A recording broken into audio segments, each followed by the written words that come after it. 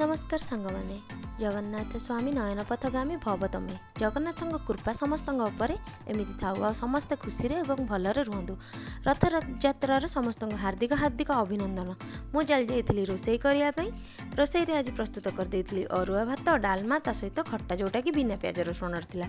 स्वामी पूजा करदे मुझे चाह बनई देती स्वामी लंच बॉक्स पैक कर स्वामी चली जाते ऑफिस गलापर मु लंच करदे यामी यामी खाइबा खाई सारा पर देखला बेलू बहे सारा बासन पड़ता। गृहिणी मान कम कौन खाइबा बासन माजिबा शोइबा।